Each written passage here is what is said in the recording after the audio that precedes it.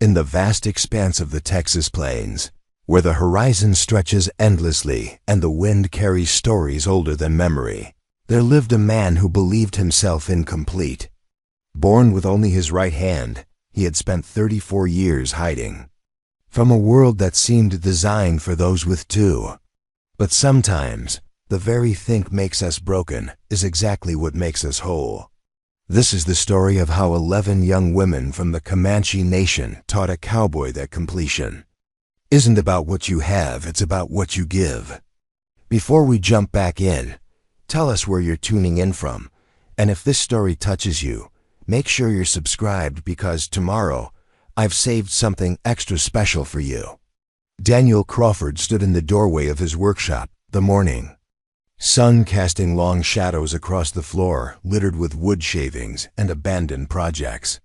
His right hand, calloused and strong from years of compensating, gripped a half-finished chair leg. Where his left arm ended just below the elbow, the empty sleeve of his work shirt hung loose, pinned back in a way that had become second nature. The workshop was his sanctuary, built with his own hands over the course of 3 summers. Every beam, every nail, every carefully measured joint bore the mark of a man who had learned to do everything differently. Tools hung on pegboards designed for one-handed operation. Workbenches sat at precisely the right height. Clamps and vices were positioned where he could reach them without thinking, but for all his adaptations, the morning light illuminated what he couldn't build away: the hesitation in his movements, the way he turned his body to hide his left side. When footsteps approached on the path outside, the careful choreography of a man who had spent his life trying to become invisible. Daniel had been born this way in the winter of 1855, during one of the harshest storms anyone in Millbrook County could remember. His mother, Ruth Crawford, had labored for 18 hours while snow piled against the windows of their small cabin. When he finally arrived, purple and fighting for breath, the midwife's first words weren't about his missing hand. She spoke of his fierce grip with the one he had, how his tiny fingers had immediately wrapped around her thumb with startling strength. But as he grew, the questions came. Children pointed and whispered. Adults stared and looked away. His father, William Crawford, a blacksmith with hands like anvils, had tried to teach him the trade. For 3 years, Daniel had stood beside the forge, watching his father shape iron with 2 powerful arms, learning to pump the bellows with his right hand while using his left arm to steady the leather handle. The day he turned 16, Daniel had attempted to forge his first horseshoe. He'd heated the iron to the perfect orange glow, positioned it on the anvil, and raised the hammer. But without a second hand to hold the tongs steady, the hot metal had twisted, sending sparks flying. The shoe had emerged crooked, useless. His father had said nothing, but Daniel had seen the disappointment in his eyes. That night, he'd made a decision that would shape the next 18 years of his life. He would never again put himself in a position where his difference defined him. He'd left Millbrook County the following spring, taking only his horse, a saddlebag of tools he'd modified himself, and a letter of credit his father had grudgingly provided. He'd drifted west, following railroad crews and cattle drives, picking up work where he could. He'd learned to shoe horses one-handed, developed a technique with rope that relied on leverage rather than grip, and discovered he could read the land, the way grass bent in the wind, the patterns of animal tracks, the subtle signs of weather change, better than most men with 2 good hands. But always, he'd moved on before anyone could get too close, before the questions came, before the sympathy or the awkward silences that followed when people noticed. 5 years ago, he'd stopped running. He'd found this patch of land in western Texas, where the Brazos River bent through cottonwood groves, and the nearest neighbor was a day's ride away. He'd built his cabin, his workshop, his life of careful solitude. He'd established a reputation as a craftsman who could repair anything: saddles, wagon wheels, furniture, and who asked no questions and expected none in return. People brought him work and left it on his porch. He completed it and left it there for pickup, payment tucked under a stone. Sometimes he'd see riders approaching and would retreat into the workshop until they left. It wasn't unfriendliness, exactly. It was preservation. The town of Cedar Ridge, 12 miles east, knew him as the hermit craftsman who could fix what others couldn't. They whispered stories about him. Some said he'd been a soldier who'd lost his hand in the war. Others claimed he'd been born to witches, cursed with incompleteness. Daniel had heard the stories on his rare trips to town for supplies. He'd learned to let people believe whatever they needed to believe. This morning, like every morning for the past 5 years, he'd risen before dawn, tended his small garden, fed his chickens, and saddled his horse Jasper for a ride across his land. It was a ritual that kept him grounded, this daily survey of his domain. The 160 acres weren't much by Texas standards, but they were his, every mesquite tree and prairie dog hole. He'd inherited his mother's eye for beauty. The cabin sat on a slight rise that caught the morning sun and the evening breeze. A creek ran along the southern boundary, lined with willow trees that his mother would have loved. He'd planted wildflowers around the cabin bluebonnets and Indian paintbrush, though he told himself it was practical, something to prevent erosion. But as he stood in his workshop doorway, watching the dust motes dance in the morning light, Daniel felt the familiar weight of incompleteness settling on his shoulders. Not the physical incompleteness. He'd long since learned to navigate the world with one hand. It was something deeper, a hollow space where connection should be. He'd taught himself to read by lamplight, devouring books ordered from back east. He could discuss philosophy, astronomy, and the poetry of Walt Whitman. He understood crop rotation, animal husbandry, the principles of engineering that allowed him to design his ingenious one-handed tools. But all of this knowledge lived in isolation, shared with no one, valuable only to himself. Sometimes, when the wind was right, he could hear voices from the Comanche encampments that moved seasonally through the territory. He'd glimpse their horses on distant ridges, see the smoke from their fires. But he'd never approached, never allowed curiosity to overcome caution. They were a people with their own completeness, their own wholeness. What could a broken man offer them? Daniel returned to his workbench and picked up the chair leg he'd been shaping. It was part of a dining set ordered by a family in Cedar Ridge, a table and 6 chairs for a house he'd never see. Meals he'd never share. He ran his fingers along the smooth wood, checking for imperfections. The grain was perfect, the curve exactly as he'd envisioned. In many ways, this piece of furniture would be more complete than its maker. He'd developed a technique for chair making that compensated for his limitation. Instead of trying to hold pieces in place while joining them, he'd created an elaborate system of jigs and clamps that could secure multiple components simultaneously. The process took longer, but the results were often superior to what two-handed craftsmen produced. His chairs never wobbled, never loosened at the joints. They were built to last generations. As he worked, the familiar rhythm soothed him. The scrape of the plane against wood, the gentle shower of shavings, the gradual emergence of the perfect curve he could see in his mind. This was meditation, prayer, the closest thing to peace he knew. But today, the peace felt fragile.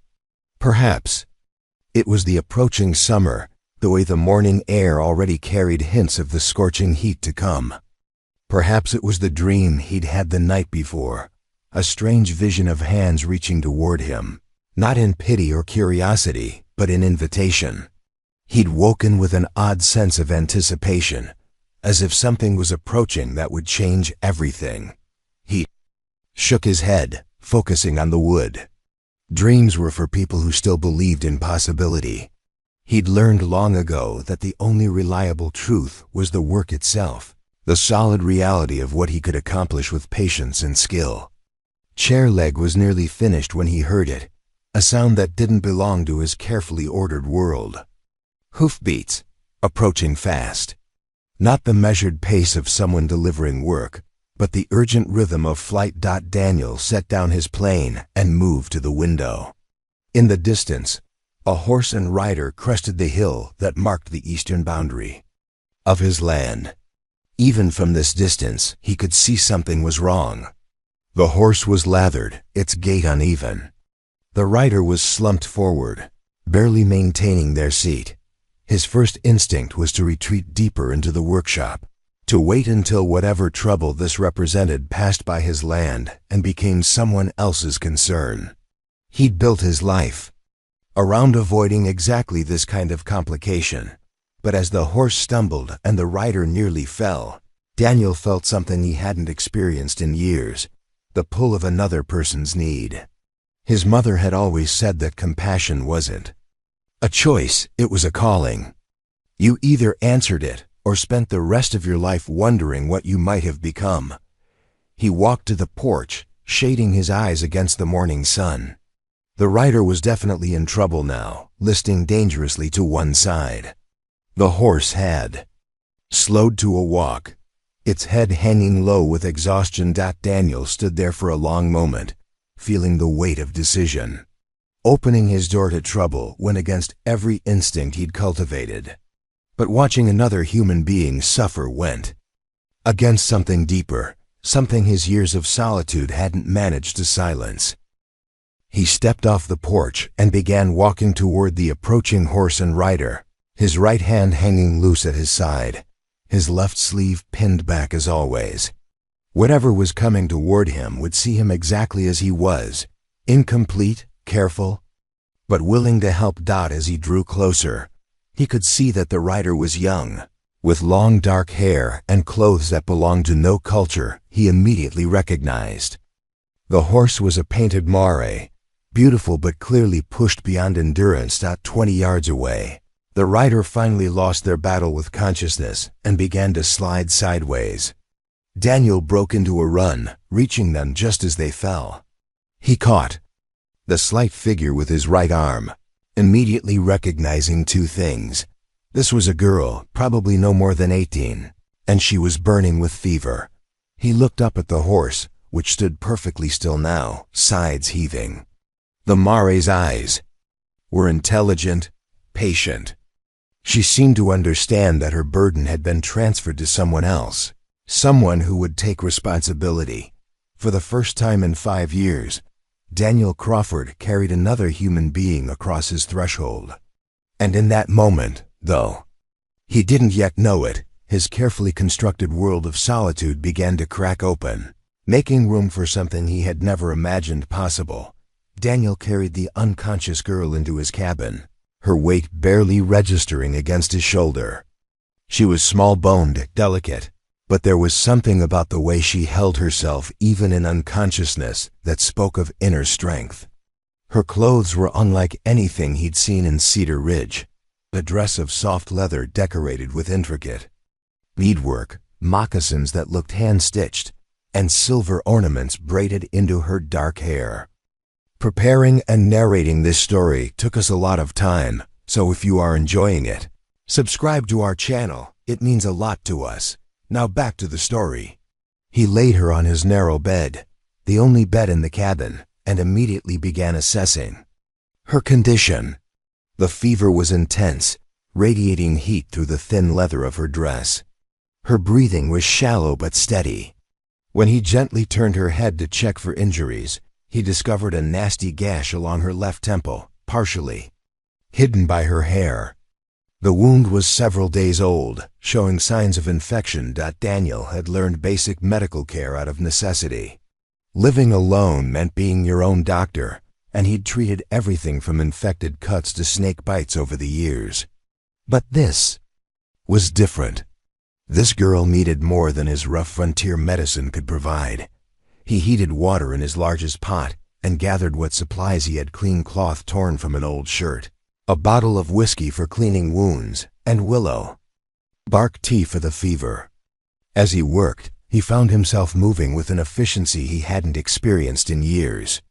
When you live alone, tasks can stretch to fill available time. But with someone depending on him, every movement had purpose. The painted mare still stood, where he'd left her, reins dragging in the dust. Daniel approached her slowly, speaking in low tones. The horse watched him warily, but didn't bolt when he reached for the reins. She was beautiful white with brown patches that looked like they'd been painted by an artist's careful brush. Her tack was minimal but well made, designed for long distances rather than show. "Easy, girl," Daniel murmured, running his hand along her neck. "Let's get you some water and grain." He led the mare to his small corral and removed her tack with practiced one-handed movements. The horse immediately went to the water trough, drinking deeply but not desperately. Someone had trained her well. She knew to pace herself even when thirsty. Back in the cabin, the girl was stirring fitfully. Daniel knelt beside the bed and gently began cleaning the wound on her temple. The infection was worse than he'd initially thought. Red streaks extended down toward her jaw, and the edges of the cut were angry and swollen. She moaned softly as he worked, her head turning away from his touch. For the first time, Daniel heard her voice a musical quality, even in distress. Words in a language he didn't recognize but somehow understood the meaning of. She was asking for water. He helped her sit up enough to sip from a cup, supporting her with his right arm while she drank. Her eyes opened briefly, dark and confused, looking around the unfamiliar cabin before settling on his face. There was no fear in her gaze, which surprised him.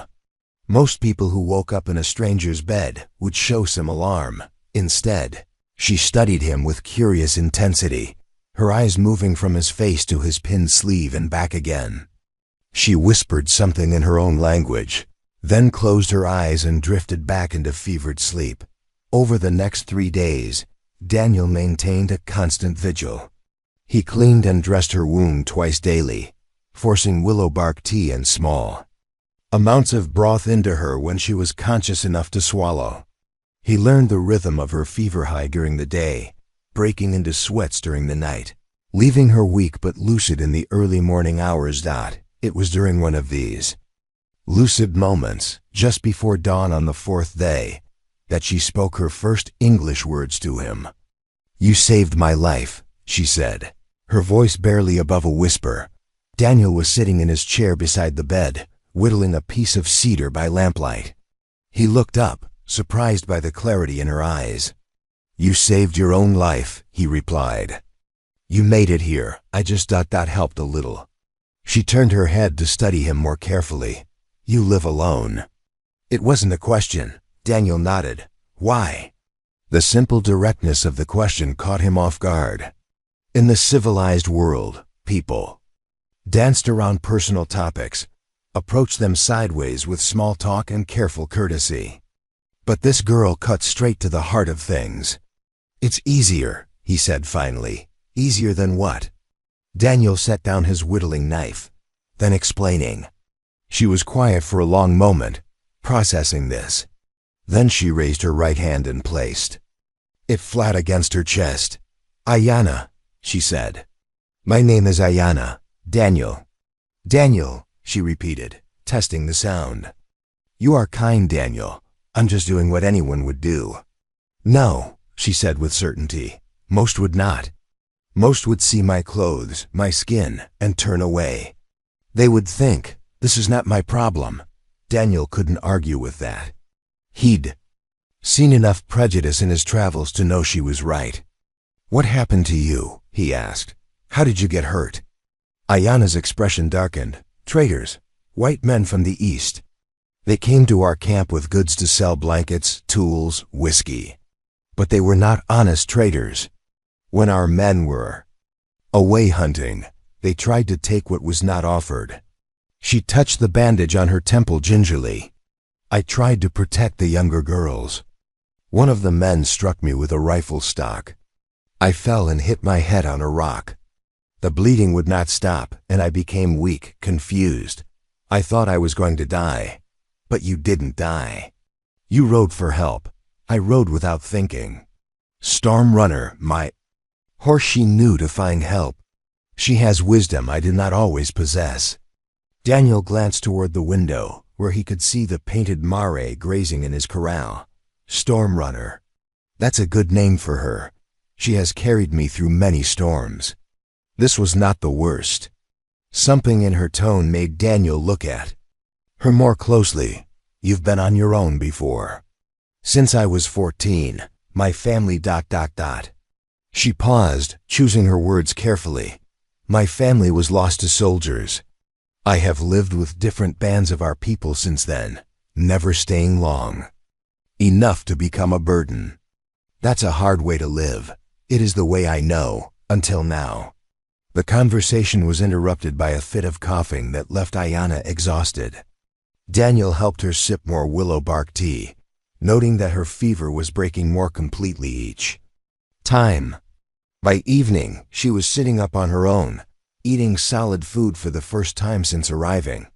Over the following days, as Ayanna's strength returned, Daniel discovered that his carefully ordered world was adapting to accommodate another presence. She was observant, noticing how he'd modified everything for one-handed operation, without commenting on it directly. Instead, she found ways to help that didn't call attention to his limitations. When he was preparing meals, she would position ingredients within his reach. When he was working in his shop, she would hold pieces steady without being asked. Her assistance was so natural, so unassuming, that Daniel barely noticed it happening until he realized tasks were becoming easier. You are a craftsman, she observed one afternoon, watching him work on the dining set for Cedar Ridge. Of sorts. My grandfather was a craftsman. He made beautiful arrows, each one balanced perfectly. He said that creating something useful was a form of prayer. Daniel paused in his planning. I never thought of it that way. What do you think of it as? Keeping busy, I suppose. Staying useful. Ayanna shook her head. No, I have watched you work. You love the wood, the way it becomes. What you see in your mind. That is not just keeping busy. That is creation. She stood and walked to his tool wall, studying the carefully arranged implements. Each tool hung in its designated place, modified or positioned for one-handed use. You have made yourself complete, she said quietly. I've made myself functional. Is there a difference? Daniel set down his plane and looked at her. You tell me. Ayanna traced the air on one of his modified clamps, a device he'd engineered to hold multiple pieces of wood simultaneously. In my culture, she said, we believe that everyone is born with exactly what they need for their purpose. Not more, not less. The challenge is discovering what that purpose is. And if you never discover it, then you spend your life feeling incomplete, even if you have everything others think you should want. Daniel felt something shift inside his chest, a recognition he wasn't ready to name. What do you think my purpose is? He asked, surprising himself with the question. Ayanna turned to face him, her dark eyes serious. I think you already know. You just have not admitted it to yourself yet. That evening, as they shared a meal of venison stew and cornbread, Ayanna told Daniel more about her life with the Comanche bands. She described a world that was disappearing, pressured by settlers and soldiers, treaties made and broken, a way of life being pushed steadily westward. My people are strong, she said, but strength alone is not enough anymore. We need allies, people who can bridge the gap between our world and yours. I'm not much of a bridge, Daniel said. I barely exist in my own world. Perhaps that is exactly what makes you valuable. You understand what it means to be apart, to be seen as different. Daniel stirred his stew thoughtfully. Why are you telling me this? Because I see something in you that you do not see in yourself. And because ... double quotes, she hesitated, then continued. Because when I was unconscious, feverish, I had dreams. In the dreams, there were hands reaching toward me. Not two hands, one hand. But it was enough. It was exactly what was needed. Dreams don't mean anything. In my culture, dreams are messages. They show us possibilities we might not otherwise see. Daniel looked across the table at this young woman who had crashed into his solitary life like a comet, bringing disruption and something that felt dangerously like hope. "Ayanna," he said carefully, "when you're well enough to travel, where will you go?" She met his eyes steadily. "That depends. On what?" "On whether you believe you might have a purpose beyond hiding from the world." Outside, Stormrunner nickered softly in the corral, and the evening wind carried the scent of wildflowers and distant rain. Daniel felt the walls of his carefully constructed isolation beginning to thin, and for the first time in years, he wasn't entirely sure he wanted to repair them. As Ayanna's strength fully returned, Daniel discovered that sharing his space with another person required adjustments he hadn't anticipated. Not physical adjustments, those came naturally as she learned the rhythm of his modifications. The deeper changes were in the silences between words, the gradual lowering of walls he'd built so carefully over the years. She had been with him for 2 weeks when she first asked to see his workshop properly. Daniel had been protective of that space, his sanctuary where every tool and technique bore the mark of his adaptation. But Ayanna's curiosity was different from the morbid fascination he'd encountered before. She wanted to understand how he created, not how he compensated. "Show me how you make the joints so perfect," she said, running her fingers along the corner of a nearly completed chair. "I have watched through the window, but I want to understand the thinking behind it." Daniel picked up one of his modified clamps, a device that had taken him months to perfect. Most woodworkers rely on holding pieces steady with their hands while they work. "I had to find another way." He demonstrated how the clamp system worked, how multiple angles could be secured simultaneously, allowing him to work with precision that sometimes exceeded what 2 hands could achieve. "This is not a compromise," Ayanna observed. "This is innovation. It's a necessity." "No," she said firmly. "Necessity would be finding a way to make something adequate. This is excellence through different thinking." She picked up a piece of walnut he'd been shaping for a table leg, testing its weight and balance. "In my culture, we have stories about the first maker, the spirit who created the world. Some say he had many hands to shape the mountains and valleys. But the oldest stories say he had only one hand, and that is why the world has such beautiful asymmetry. 2 hands would have made everything too perfect, too predictable." Daniel watched her examine his work with genuine appreciation, not the careful politeness he'd grown accustomed to.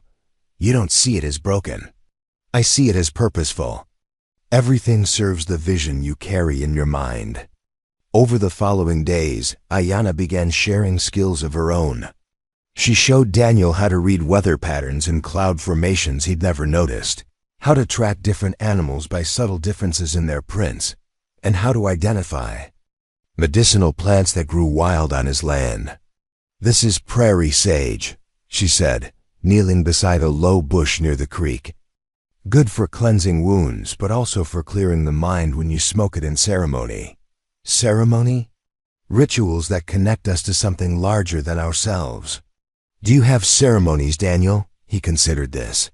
"I go to church sometimes when I'm in town, Christmas, Easter. That is a ceremony imposed from outside. I mean a ceremony that comes from within, that honors what is uniquely yours." Daniel had never thought of his daily routines, the morning survey of his land, the careful arrangement of his tools, the meditative rhythm of his craftwork as ceremony.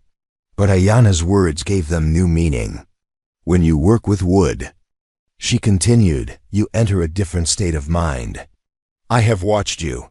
You become completely present, completely focused. That is a form of prayer, whether you call it that or not." She taught him to identify edible plants he'd never noticed, showed him how to weave grass into cordage stronger than store-bought rope. In return, he shared the mechanical principles behind his inventions, the mathematical relationships that govern proportion and strength in his furniture. "You think like an engineer," she said one afternoon as he explained the stress distribution. "In a properly jointed chair. I think like someone who can't afford mistakes. No, it is more than that. You see patterns, relationships. You understand how forces work together to create stability. Their conversations ranged from practical skills to philosophy, from memories of childhood to observations about the changing world around them.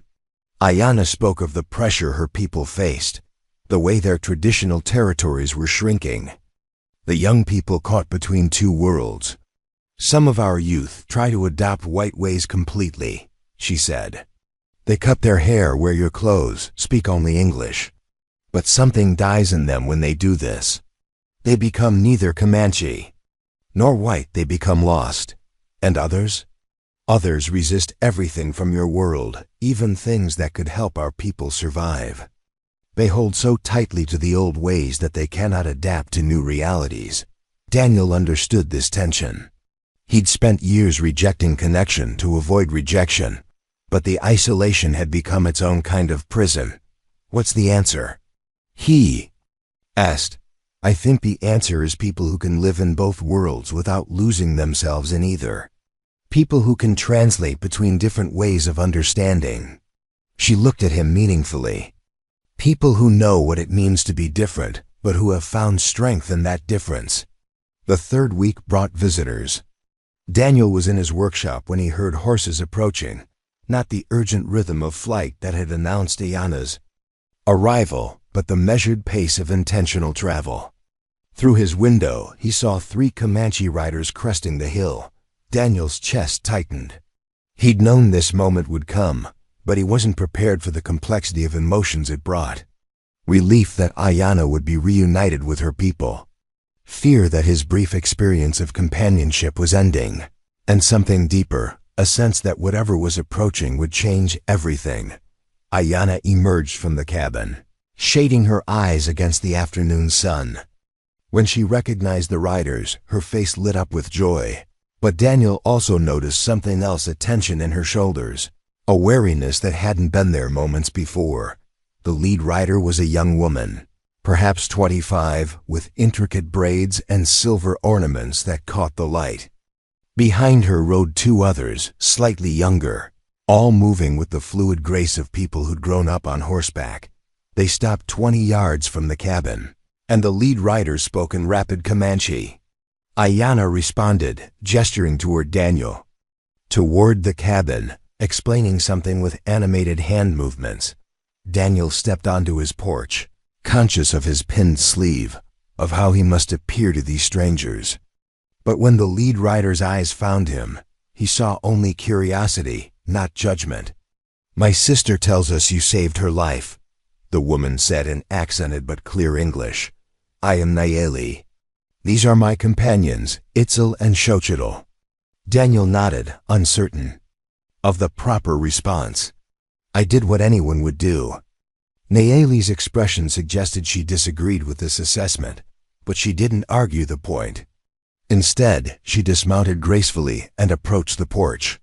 Ayanna says you are a maker of beautiful things, she said. May we see? Daniel glanced at Ayanna, who nodded encouragingly.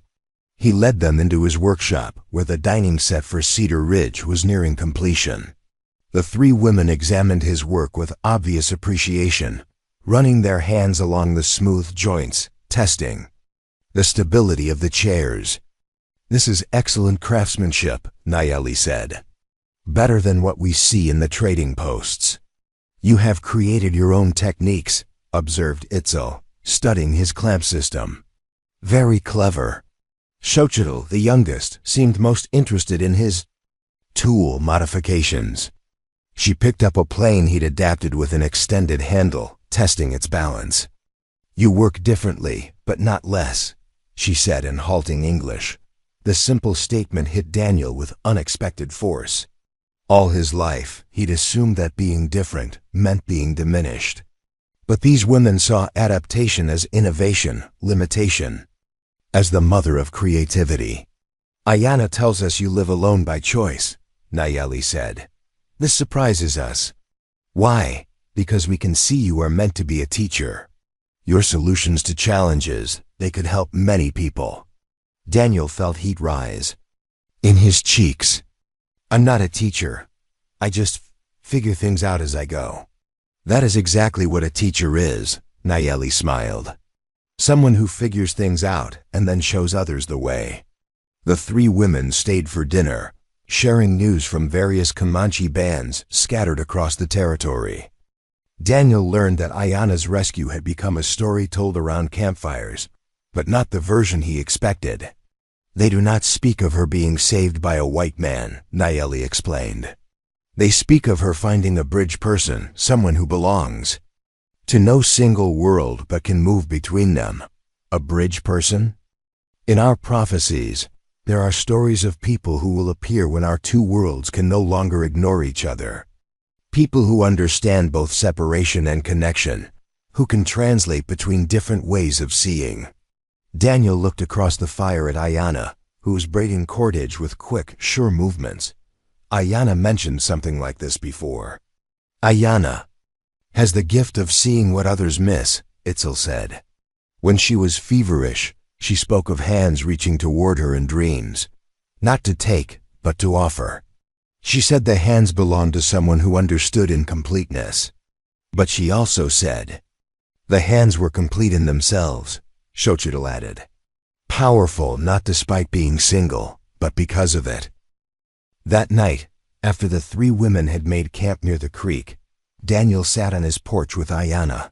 The stars were brilliant in the clear sky, and the night sounds of the prairie surrounded them, crickets, the distant call of a night bird, the soft movement of wind through grass. They came to check on you, Daniel said. They came to meet you, Ayana corrected. Word has spread about the bridge person who lives alone but welcomes strangers. About the maker who creates beauty with one hand. I'm not a bridge person. I'm just someone who helped when help was needed. Ayana turned to study his profile in the starlight. Daniel, do you remember what you felt when you first saw me falling from Storm Runner? He thought back to that moment. I felt responsible, like I couldn't turn away. And when you carried me into your cabin, like I was bringing change into my life, like everything was about to be different. That is the feeling of stepping into your purpose, she said quietly. Not comfortable, not safe, but right. Daniel leaned back in his chair, feeling the weight of implications he wasn't ready to examine. What if I'm not ready for a purpose? Then you practice until you are. The same way you practiced using tools until they became extensions of yourself. In the distance, a coyote howled, and Storm Runner nickered softly in response.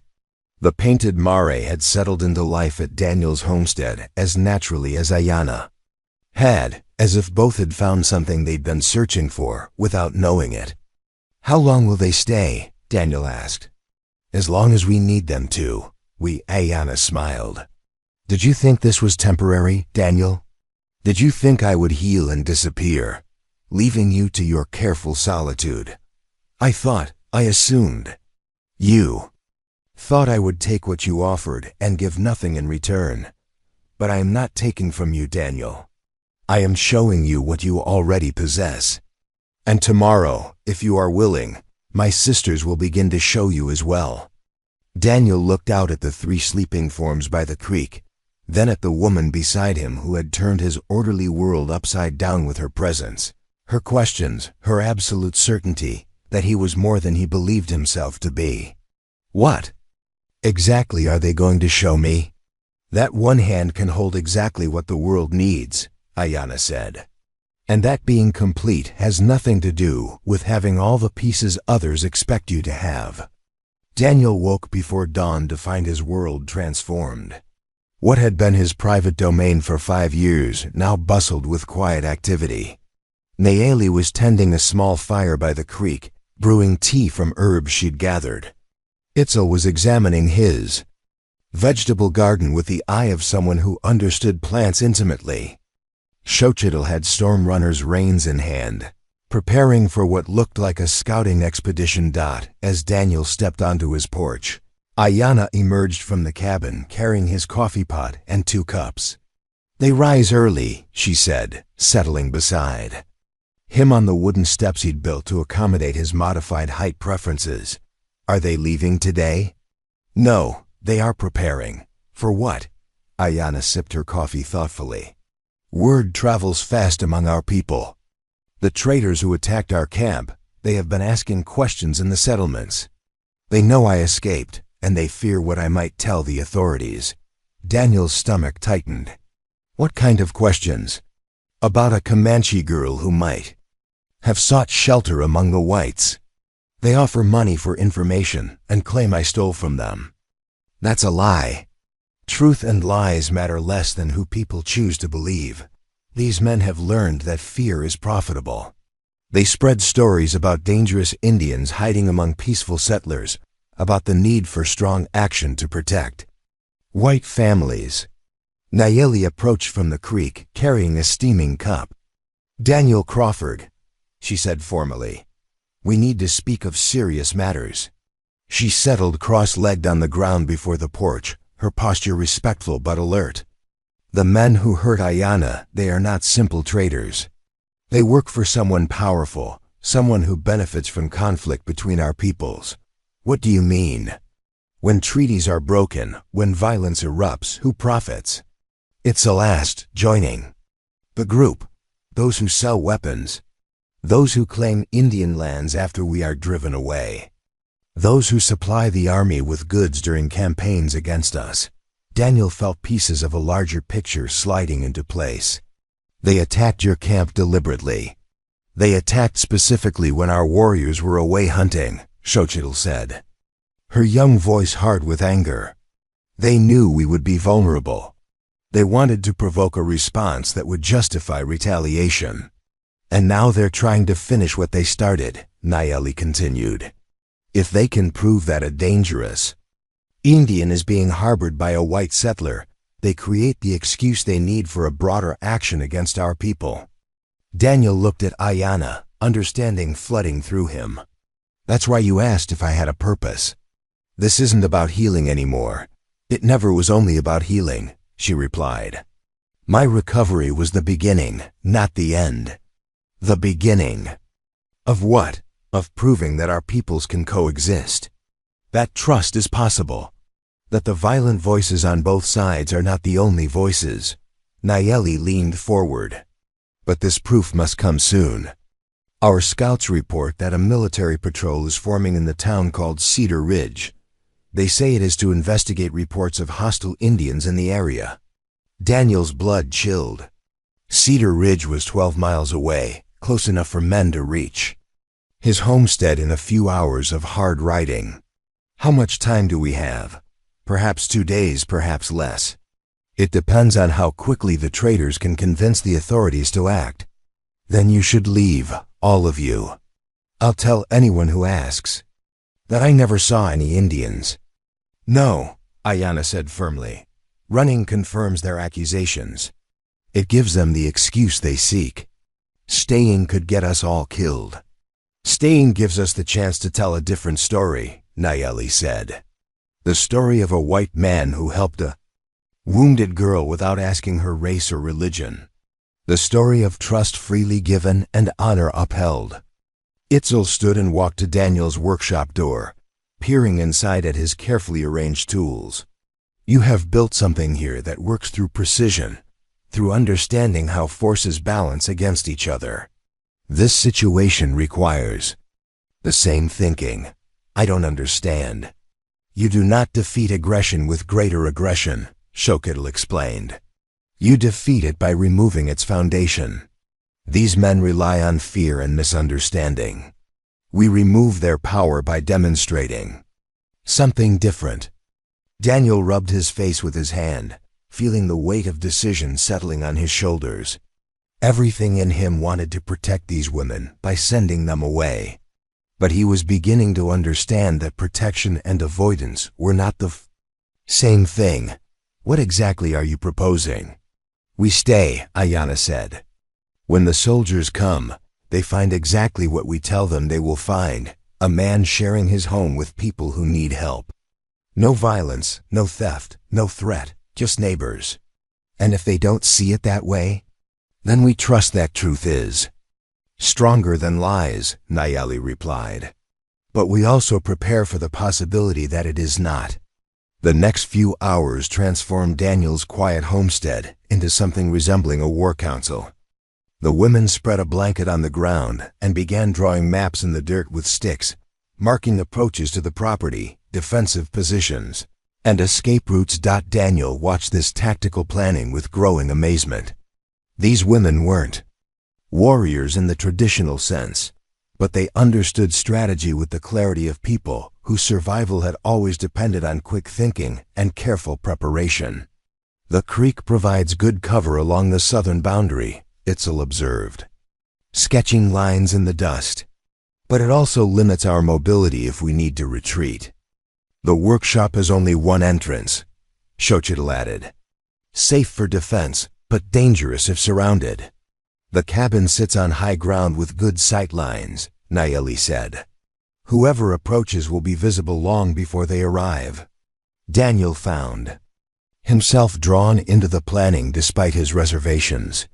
His knowledge of the land, combined with their tactical expertise, created a surprisingly comprehensive strategy.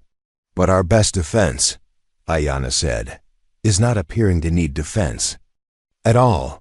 We must seem like what we are, people living peacefully together. That might be harder than it sounds, Daniel warned. Some folks in Cedar Ridge already think I'm peculiar. Having Comanche guests won't help my reputation. Your reputation is not built on conformity, Nayeli observed. It is built on skill and reliability. People may whisper about your strangeness, but they respect your work. That afternoon, Daniel rode to Cedar Ridge for supplies, leaving the women to continue their preparations. He needed to gauge the mood in town, to understand what kind of pressure was building. The general store buzzed with conversation that died when he entered. Miss Whitman, the store clerk, greeted him with unusual curtness. Several men he recognized from previous visits avoided meeting his eyes. At the counter, he overheard fragments of conversation between two ranchers. Double quotes. Seen smoke from fires that ain't got no business being there. Tracks where tracks shouldn't be. Time somebody did something before it gets out of hand. As Daniel paid for his goods, extra flour, coffee, medical supplies that might be needed, Miss Whitman leaned across the counter. Daniel, she said quietly, there's been talk about strangers on your land, about you harboring people you shouldn't be harboring. I harbor whoever needs help, he replied evenly. That's a dangerous position these days. Colonel Morrison's been asking questions about every homestead between here and the Brazos. He's particularly interested in reports of unusual activity. Daniel's chest tightened. Colonel Morrison commanded the garrison at Fort Belknap, 30 miles northeast. If military attention was focusing on his area, the situation was more serious than he'd realized. What kind of unusual activity? The kind that gets good people caught in bad situations, Miss Whitman said meaningfully. The kind that might require folks to choose sides when they'd rather stay neutral. As Daniel loaded his supplies into his wagon, he noticed several men gathered outside the saloon, their conversation stopping when they saw him. One of them, a trader named Briggs who'd always given Daniel a wide berth because of his arm, stepped forward. Crawford, Briggs called. Out. Heard you've been entertaining visitors lately. I entertain whoever visits, Daniel replied, not breaking stride. Some visitors are more welcome than others in a civilized community. Daniel stopped and turned to face the group. 6 men, all armed, all watching him with hostile curiosity. This was the confrontation he'd spent 5 years avoiding, but running from it now would confirm their suspicions. All visitors are welcome at my homestead, he said clearly. Anyone who needs help gets help. Anyone who comes in peace leaves in peace. And anyone who comes with hostile intent? Briggs pressed. Get exactly what they bring with them. The men exchanged glances. Daniel could see them weighing his words, trying to determine if this quiet, one-handed man represented a threat or an opportunity. Word is you've got Indian visitors, another man said. That's a dangerous game in current times. I've got people. who need help, Daniel corrected. Their heritage is their own business. Their heritage becomes everyone's business when it threatens the safety of honest settlers. Briggs snapped. Daniel climbed onto his wagon seat, gathering the reins in his hand. The only threat to honest settlers is dishonest men who profit from fear and conflict. He drove away before anyone could respond, but he could feel their eyes following him out of town. The confrontation had been inevitable, and now it was done. Whatever came next would be faced with clarity rather than uncertainty. The ride home gave him time to think. For 5 years, he'd avoided taking positions on anything controversial. He'd kept his head down, minded his own business, and tried to exist without creating ripples. But neutrality was no longer an option. The forces moving through his world demanded that he choose a side. He chose the side of the women who'd seen strength where others saw limitation, who'd offered partnership where others offered pity, who'd trusted him with their safety despite having every reason to be suspicious of white men. When he reached his homestead, he found 8 more horses in his corral. The women had been busy in his absence. Reinforcements? He asked Ayanna as she helped him unload the wagon. Sisters, she corrected. The word has spread. Others want to see the bridge for themselves. Daniel looked toward the creek, where a larger camp was taking shape. More cooking fires, more sleeping areas, the quiet bustle of an organized community. Settling in for what might be a siege. How many? 11 of us now, including me. The number from the old stories, the number required to complete the circle. What circle? Ayanna smiled, but her eyes were serious. The circle of witnesses, Daniel. When something important happens, it must be witnessed properly, or people will not believe it really occurred. That evening, as shadows lengthened across the prairie, Daniel found himself the center of attention for 11 remarkable women. They ranged in age from 18 to perhaps 30, each bringing different skills and perspectives. Some spoke English fluently, others communicated through gestures and smiles. But all of them watched him with the same expression he'd first seen in Ayanna's eyes, not pity or curiosity, but recognition. Around the fire, they shared stories of their lives, their hopes for their people's future, their understanding of the changes sweeping across their world. Daniel listened, gradually realizing that each woman represented a different aspect of Comanche society: healers, storytellers, craftspeople, leaders in training. Tomorrow, Naeli said as the fire burned. Lo, they will come. The soldiers, the traitors, the men who profit from division. They will expect to find what they always find: an excuse for more violence, more mistrust. Instead, Ayanna added, they will find something they cannot easily categorize or dismiss. They will find proof that their assumptions are wrong. Daniel looked around the circle of faces illuminated by firelight. 11 women who had chosen to stake their safety on the belief that he could represent something better than the hatred and fear they'd experienced from other white men. What if I disappoint? You? He asked quietly. You cannot disappoint us, said a young woman named Istas. You can only be who you are. That is all we ask. And who do you think I am? You are the man who opened his door, Ayanna replied. Everything else follows from that choice. As the women settled into their sleeping arrangements by the creek, Daniel sat alone on his porch, looking out at the most extraordinary sight his homestead ever hosted. Tomorrow would bring a test that none of them could avoid. But tonight, for the first time in his adult life, he felt truly accompanied, not just by the presence of others, but by their absolute confidence in his worth. The stars wheeled overhead. And somewhere in the distance, a night bird called across the prairie, its voice carrying both warning and welcome into the darkness. Dawn broke, gray and heavy, with storm clouds massing on the horizon like an advancing army. Daniel stood at his window, coffee cup warming his palm, watching the 11 women move through their morning routines with the fluid efficiency of people accustomed to uncertainty. There was no panic in their movements, no hurried preparation, just the quiet competence of individuals who had faced danger before and understood that survival often depended on appearing unthreatened.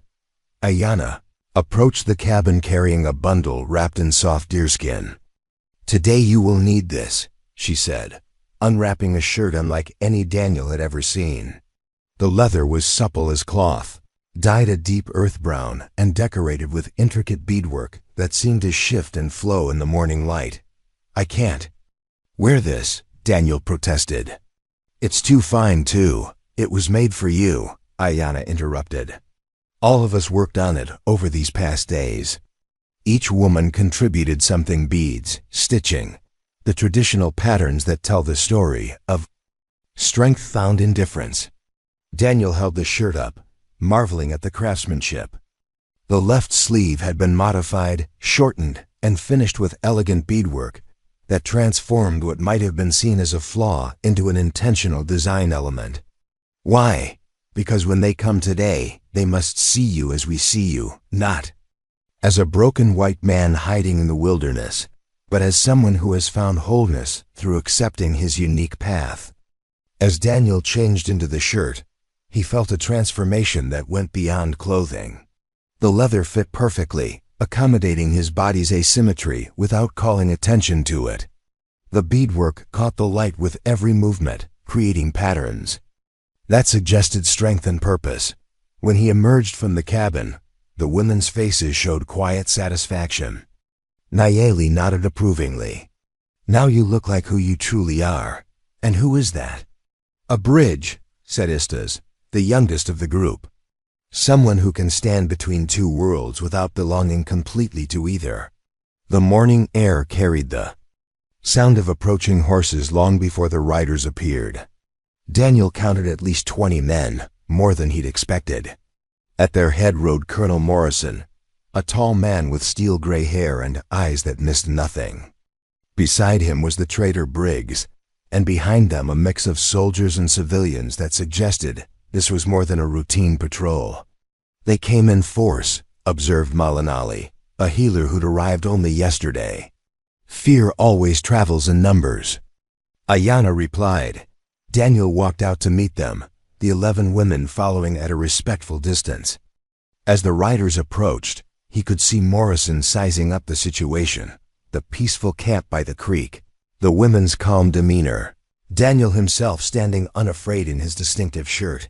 The colonel raised his hand, bringing his men to a halt 20 yards from the cabin. For a long moment, no one spoke. Daniel could feel the weight of expectations, the collision of different worldviews trying to find some common ground. "Mr. Crawford," Morrison said finally, his voice carrying the authority of a man accustomed to being obeyed. "I'm Colonel Morrison, commanding officer at Fort Belknap. We've received reports of suspicious activity on your property." "What kind of suspicious activity?" Daniel asked evenly. "Harboring hostile Indians, providing aid and comfort to enemies of white settlers." Daniel felt anger rising in his chest, but Ayanna's earlier words echoed in his mind. Anger clouds judgment, and today judgment must be crystal clear. "I see no enemies here, Colonel. I see women who needed help and chose to stay as guests." Briggs urged his horse forward. "Those are Comanche warriors, Crawford. Dangerous savages who—" "Those are Comanche women," Daniel corrected, his voice cutting through Briggs' bluster. "Healers, craftspeople, teachers. Not one of them carries a weapon." Morrison's eyes swept over the group by the creek, taking in details that clearly didn't match his expectations. The women stood calmly, their posture neither defiant nor submissive. Their clothes were clean and well-maintained, their faces serene. This wasn't the scene of desperate fugitives hiding from justice. "Mr. Crawford," Morrison said carefully, "perhaps you could explain how you came to be hosting this gathering." Daniel told the story simply, without embellishment. Ayanna's arrival, her injuries, the natural development of trust that had followed. He spoke of skills shared, work accomplished together, the gradual revelation that cooperation was not only possible but beneficial.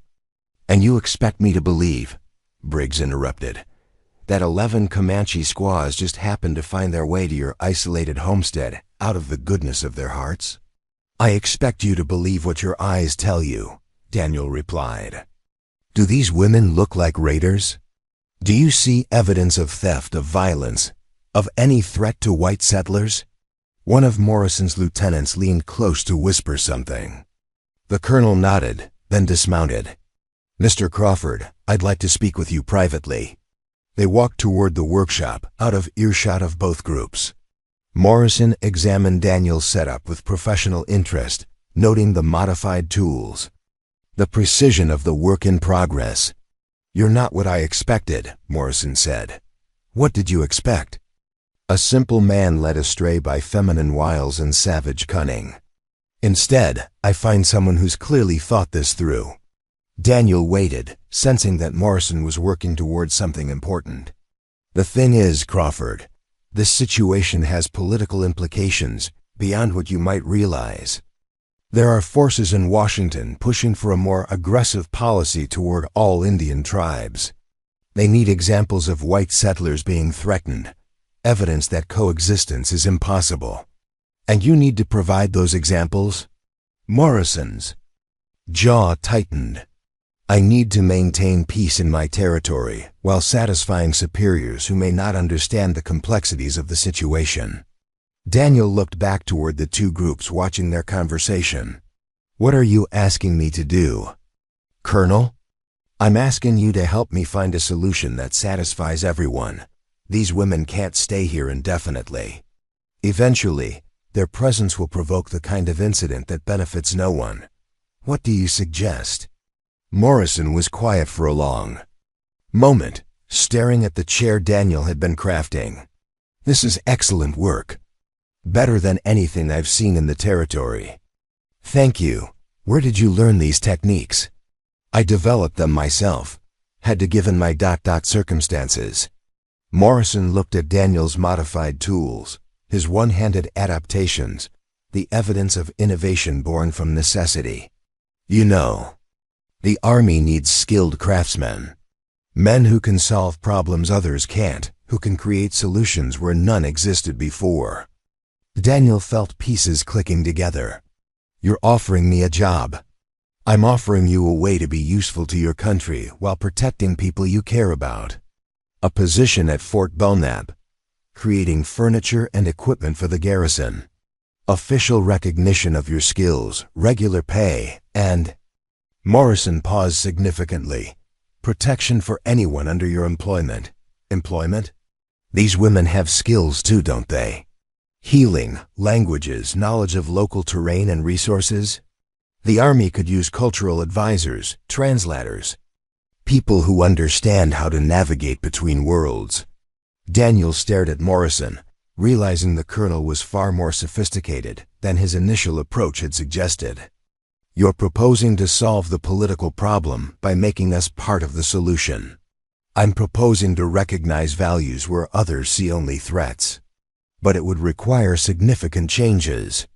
You'd have to leave this homestead, relocate to the fort area. The women would need to accept oversight, regular reporting, behavior that wouldn't provide ammunition for your enemies. They walked back toward the waiting groups, Daniel's mind racing. Morrison's proposal was clever. It removed the immediate threat while providing legitimate cover for the relationships he'd built. But it also meant abandoning the independence he'd fought so hard to maintain. As they rejoined the others, Briggs was clearly agitated. Colonel, with respect, we didn't ride out here to negotiate with Indian sympathizers. We came to deal with a security threat. The situation is more complex than initially reported, Mr. Briggs, Morrison replied coolly. I see no evidence of hostile activity. Those are Comanche warriors. Those are Comanche women engaging in traditional crafts and peaceful activities. Unless you have evidence of actual crimes, I'm not prepared to take action against civilians. Briggs' face reddened. This is exactly the kind of soft thinking that's going to get honest settlers killed. And your kind of hasty judgment is exactly what starts wars that benefit no one except those who profit from conflict. Morrison shot back, The exchange confirmed Daniel's growing understanding that Morrison was caught between competing pressures: political demands for aggressive action and professional judgment that recognized the value of peace. Ayanna stepped forward, her movement fluid and unthreatening. "Colonel Morrison, may I speak?" Morrison nodded, curious. "My sisters and I understand the difficult position you face. We know there are those who would use our presence here as an excuse for actions that would harm both our peoples. We do not wish to be the cause of such harm. What are you proposing?" "We propose to remove the excuse by changing the story. Instead of hiding, we offer to serve.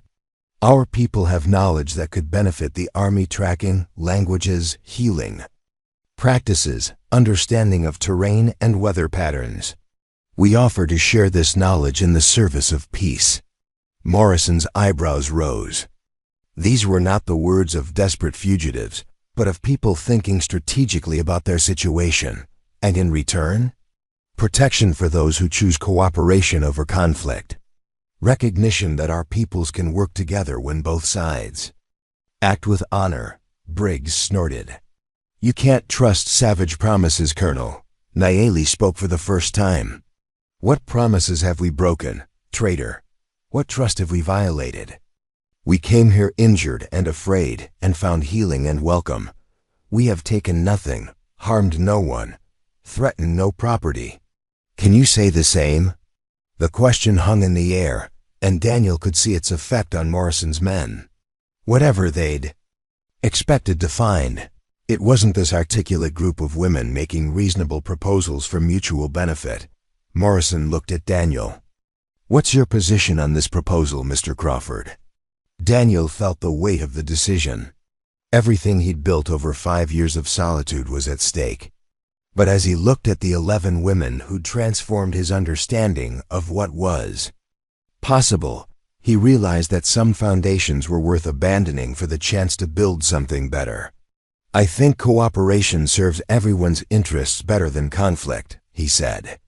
"If you're serious about the position at Fort Belknap, I'm willing to discuss terms.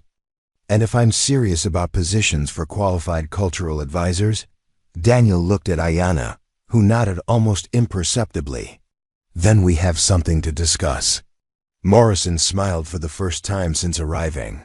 "Mr. Briggs, I believe this matter is resolved. No threats identified, no hostile activity discovered. I'll be reporting that civilian cooperation in this area is exemplary." Briggs' face went purple. "This is a mistake, Colonel. Mark my words. This kind of soft treatment is going to—" "Mr. Briggs," Morrison interrupted, his voice carrying a clear warning, "I suggest you focus on your trading business and leave military matters to military personnel." As the riders prepared to leave, Morrison lingered for a private word with Daniel. "This isn't over, you understand. There will be opposition, political pressure, and attempts to undermine what we're trying to build. I understand." "Good, because what you've accomplished here, bringing together people who are supposed to be enemies, creating trust where there was suspicion, that's rare. It's worth protecting." After the soldiers departed, Daniel found himself surrounded by 11 women whose faces showed a mixture of relief and anticipation. They had passed the first test, but greater challenges lay ahead. "So," Ayanna said, settling beside him on the porch steps, "are you ready to leave your sanctuary and enter the larger world?" Daniel looked out at the land he'd called home for 5 years, then at the women who'd shown him that home could be portable, that completeness could be found in connection rather than isolation. "I think I've been ready for longer than I realized," he said. "I just needed the right company to help me see it." As storm clouds gathered overhead, the first drops of rain began to fall, washing the dust of confrontation from the air and preparing the ground for whatever would grow next. The rain that had threatened all morning finally arrived in earnest. As Daniel and the 11 women gathered in his workshop to plan their departure from the homestead, water drummed against the roof with increasing intensity, creating a cocoon of sound that made their conversation feel both intimate and urgent. Morrison's eyes swept over the group by the creek, taking in details that clearly didn't match his expectations. The women stood calmly, their posture neither defiant nor submissive. Their clothes were clean and well-maintained, their faces serene. This wasn't the scene of desperate fugitives hiding from justice. "Mr. Crawford," Morrison said carefully, "perhaps you could explain how you came to be hosting this gathering." Daniel told the story simply, without embellishment. Ayana's arrival, her injuries, the natural development of trust that had followed. He spoke of skills shared, work accomplished together, the gradual revelation that cooperation was not only possible but beneficial. "And you expect me to believe," Briggs interrupted, "that 11 Comanche squaws just happened to find their way to your isolated homestead out of the goodness of their hearts?" "I expect you to believe what your eyes tell you," Daniel replied. "Do these women look like raiders? Do you see evidence of theft, of violence, of any threat to white settlers?" One of Morrison's lieutenants leaned close to whisper something. The colonel nodded, then dismounted. "Mr. Crawford, I'd like to speak with you privately." They walked toward the workshop, out of earshot of both groups. Morrison examined Daniel's setup with professional interest, noting the modified tools, the precision of the work in progress. "You're not what I expected," Morrison said. "What did you expect?" "A simple man led astray by feminine wiles and savage cunning. Instead, I find someone who's clearly thought this through." Daniel waited, sensing that Morrison was working towards something important. "The thing is, Crawford, this situation has political implications beyond what you might realize. There are forces in Washington pushing for a more aggressive policy toward all Indian tribes. They need examples of white settlers being threatened, evidence that coexistence is impossible. And you need to provide those examples." Morrison's jaw tightened. "I need to maintain peace in my territory while satisfying superiors who may not understand the complexities of the situation." Daniel looked back toward the two groups watching their conversation. "What are you asking me to do?" "Colonel, I'm asking you to help me find a solution that satisfies everyone. These women can't stay here indefinitely. Eventually, their presence will provoke the kind of incident that benefits no one. What do you suggest?" Morrison was quiet for a long moment, staring at the chair Daniel had been crafting. "This is excellent work. Better than anything I've seen in the territory." "Thank you. Where did you learn these techniques?" "I developed them myself. Had to given my circumstances." Morrison looked at Daniel's modified tools, his one-handed adaptations, the evidence of innovation born from necessity.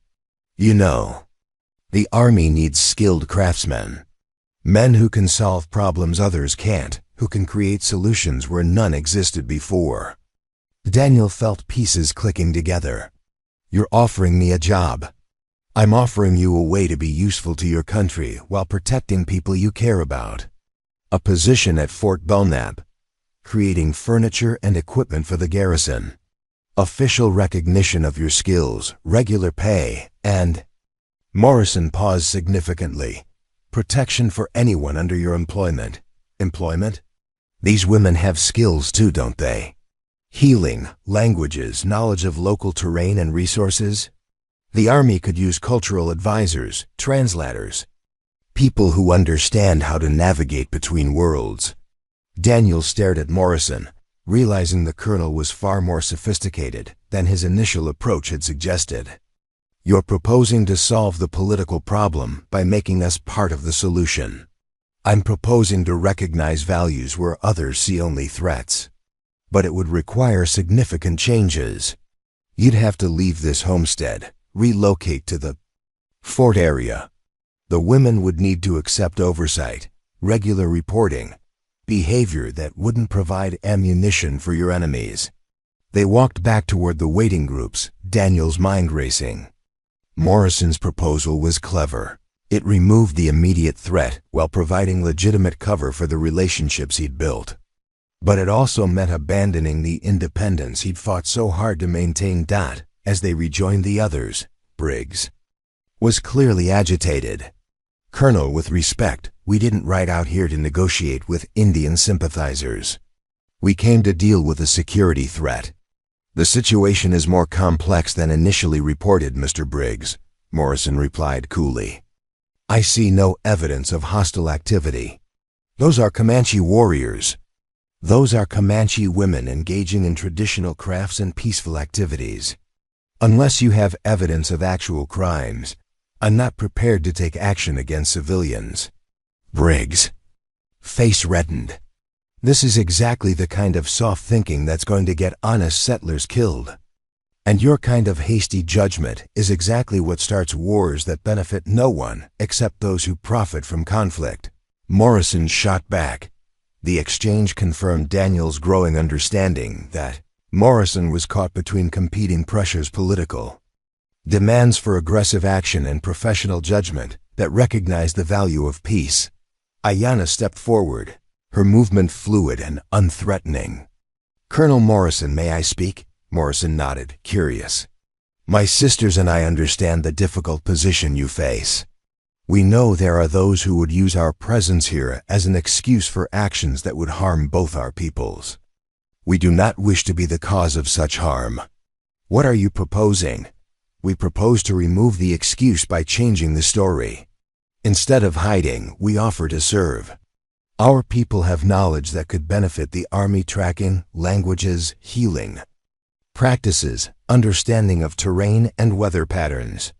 We offer to share this knowledge in the service of peace." Morrison's eyebrows rose. These were not the words of desperate fugitives, but of people thinking strategically about their situation. And in return, protection for those who choose cooperation over conflict. Recognition that our peoples can work together when both sides act with honor. Briggs snorted. "You can't trust savage promises, Colonel." Nayeli spoke for the first time. "What promises have we broken, traitor? What trust have we violated? We came here injured and afraid and found healing and welcome. We have taken nothing, harmed no one, threatened no property. Can you say the same?" The question hung in the air, and Daniel could see its effect on Morrison's men. Whatever they'd expected to find, it wasn't this articulate group of women making reasonable proposals for mutual benefit. Morrison looked at Daniel. "What's your position on this proposal, Mr. Crawford?" Daniel felt the weight of the decision. Everything he'd built over 5 years of solitude was at stake. But as he looked at the 11 women who'd transformed his understanding of what was possible, he realized that some foundations were worth abandoning for the chance to build something better. "I think cooperation serves everyone's interests better than conflict," he said. "If you're serious about the position at Fort Belknap, I'm willing to discuss terms. And if I'm serious about positions for qualified cultural advisors," Daniel looked at Ayanna, who nodded almost imperceptibly, "then we have something to discuss." Morrison smiled for the first time since arriving. "Mr. Briggs, I believe this. Matter is resolved. No threats identified, no hostile activity discovered. I'll be reporting that civilian cooperation in this area is exemplary." Briggs' face went purple. "This is a mistake, Colonel. Mark my words. This kind of soft treatment is going to—" "Mr. Briggs," Morrison interrupted, his voice carrying a clear warning. "I suggest you focus on your trading business and leave military matters to military personnel." As the riders prepared to leave, Morrison lingered for a private word with Daniel. "This isn't over, you understand. There will be opposition, political pressure, and attempts to undermine what we're trying to build. I understand."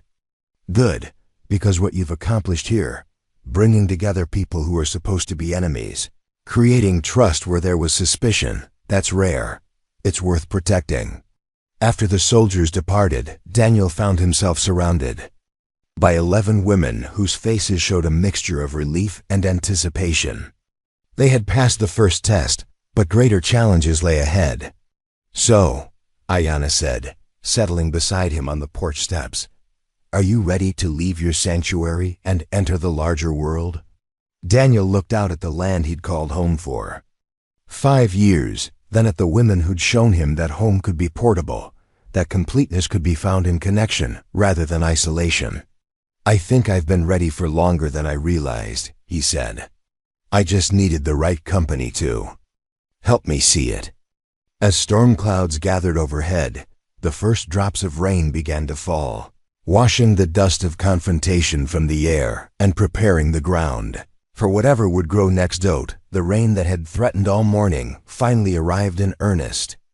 As Daniel and the 11 women gathered in his workshop to plan their departure from the homestead, water drummed against the roof with increasing intensity, creating a cocoon of sound that made their conversation feel both intimate and urgent.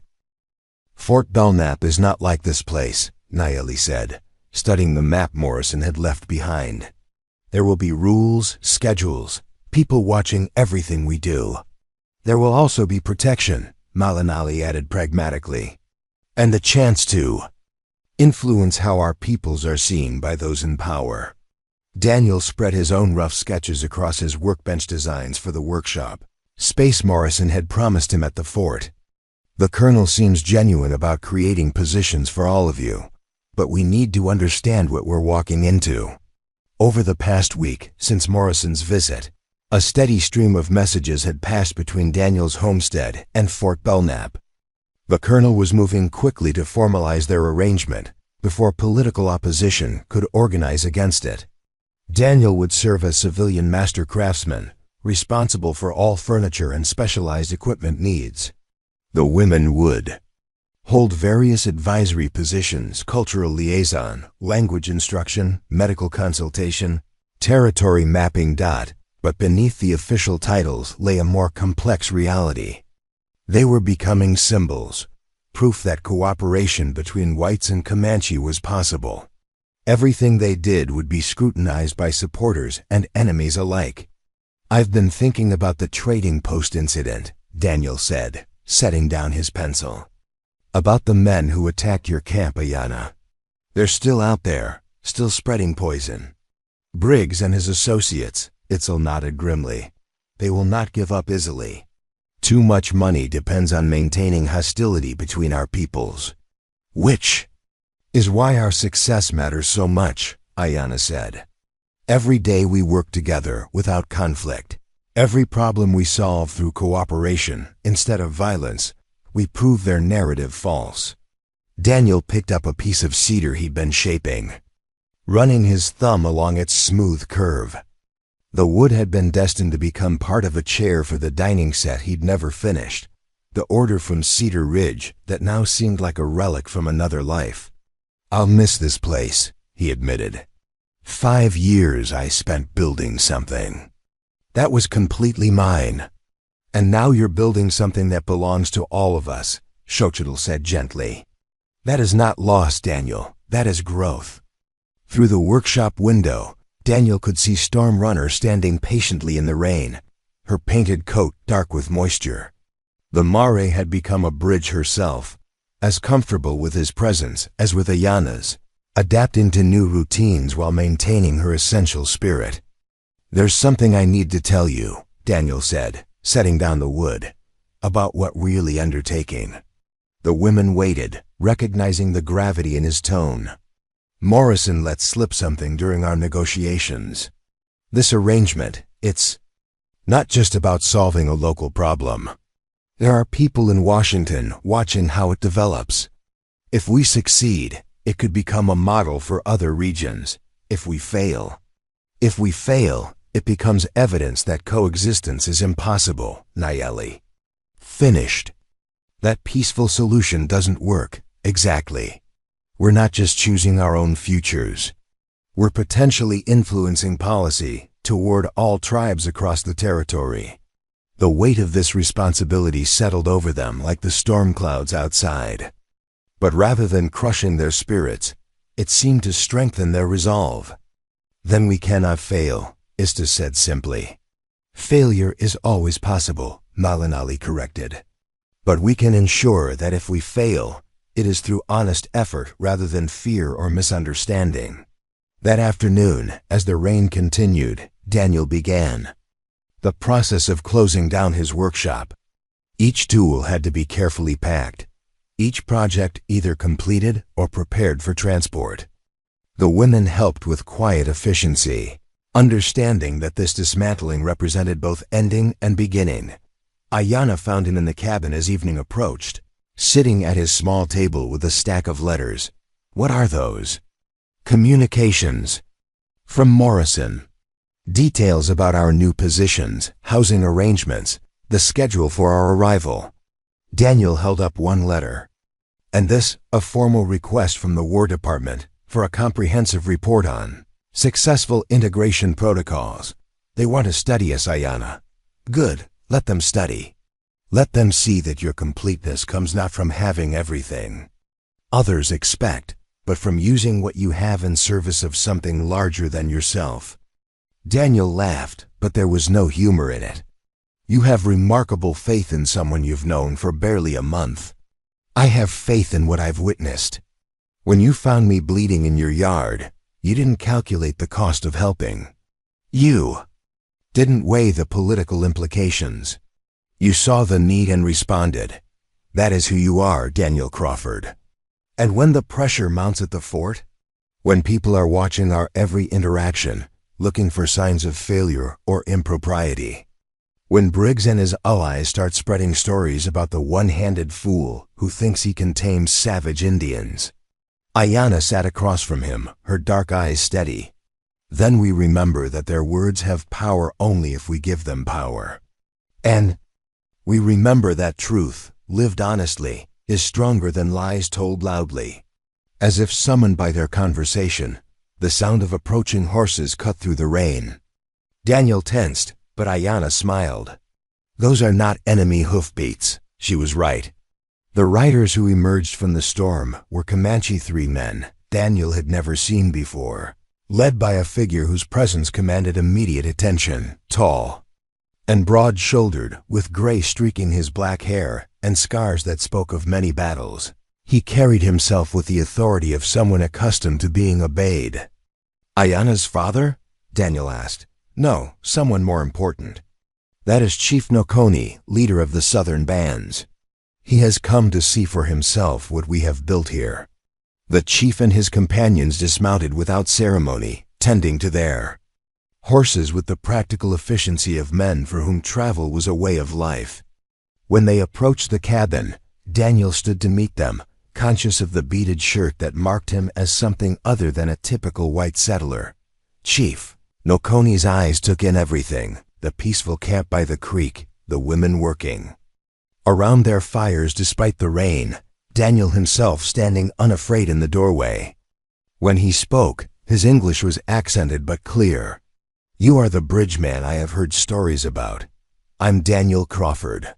I try to help where help is needed. And these women, they choose to be here. They choose freely. They stay freely. They will leave freely when they decide it is time.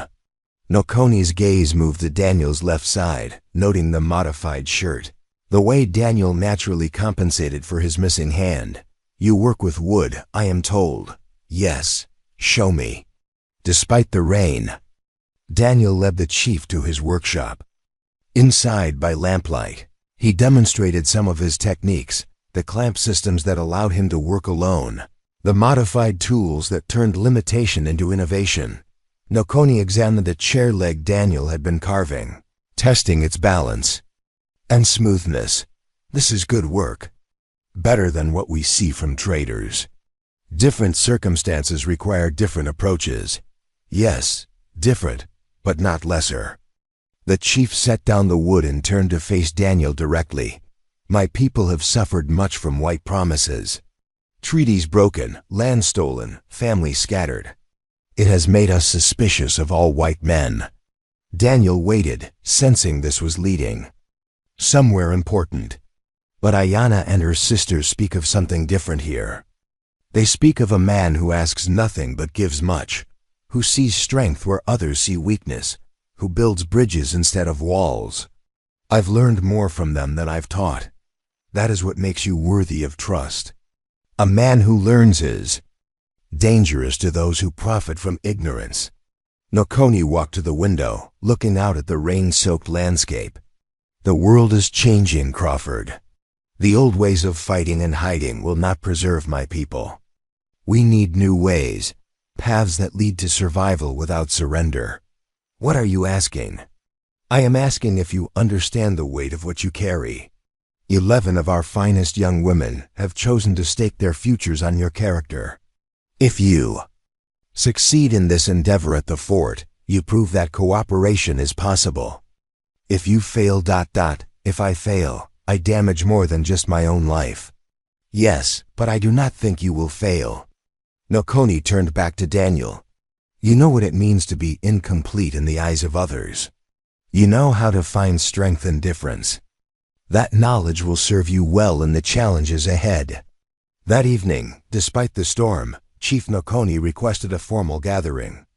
Around a large fire in Daniel's cabin, with rain beating against the windows, the chief spoke to the assembled women about the significance of their choice.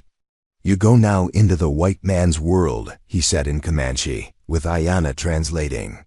For Daniel, you will face those who see you as curiosities, as pets, as proof of their superiority. You will face others who see you as threats, as spies, as enemies to be watched.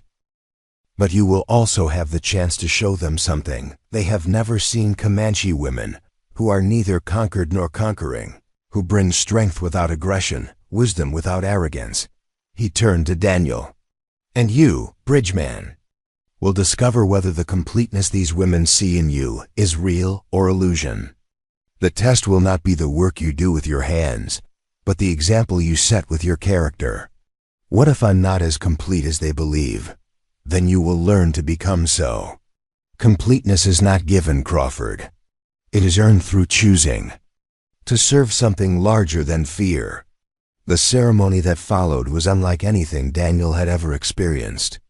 Each woman spoke briefly about what the journey to Fort Belknap meant to her, what she hoped to contribute, what she feared, what she anticipated. Their words, translated by Ayanna, painted a picture of remarkable courage: young women choosing to step into an uncertain future because they believed in the possibility of something better. When it came Daniel's turn to speak, he found himself struggling for words that could match the significance of the moment. A month ago, he began, I thought I knew what my life was: quiet, safe, predictable. I thought I had everything figured out: how to live alone, how to work around my limitations, how to avoid the complications that come with caring about other people. He looked around the circle of faces illuminated by firelight.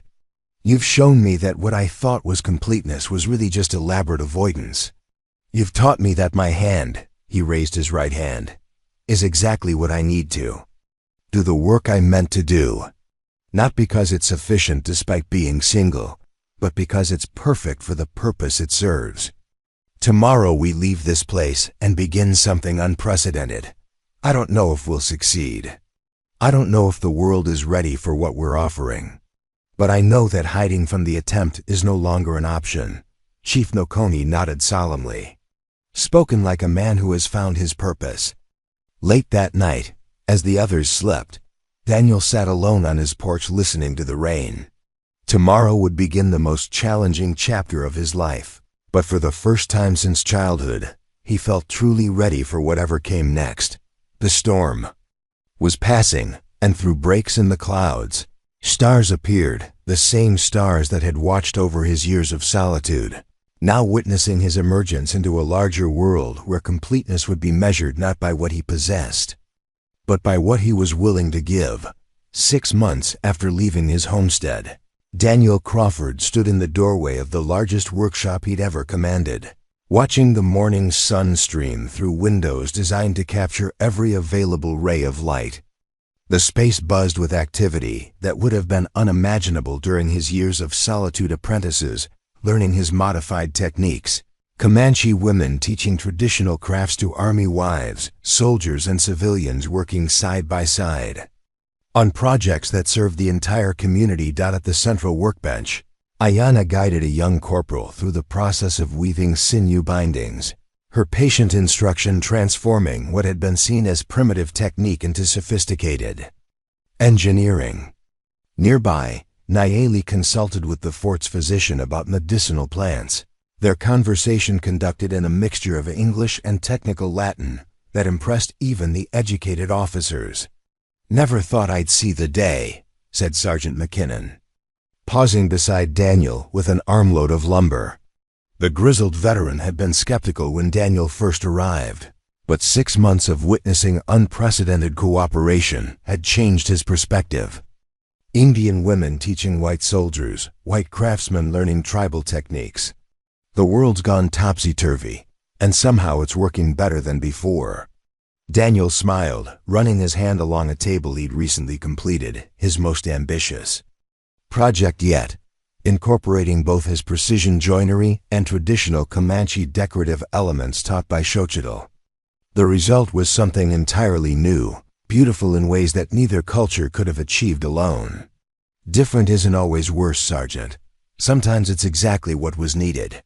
The success at Fort Belknap had exceeded everyone's expectations, including Daniel's own. Within 3 months, the productivity of his workshop had doubled, not because he was working harder, but because he was no longer working alone. The Comanche women brought skills and perspectives that complemented his own, creating solutions to problems that had frustrated the Army for years. Malinali had revolutionized the fort's medical practices, introducing herbal treatments that proved more effective than many conventional remedies. Itzel's knowledge of local weather patterns had improved the timing of supply expeditions. Istus, the youngest, had shown remarkable aptitude for mechanical innovation, adapting Daniel's one-handed techniques to create tools that helped other disabled veterans, but perhaps most importantly, their presence had begun changing attitudes.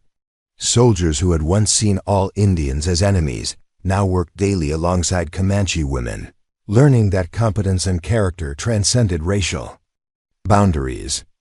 Officers' wives who had arrived at the fort expecting to find savage threats instead discovered teachers who could show them how to thrive in harsh frontier conditions. The transformation hadn't been without challenges.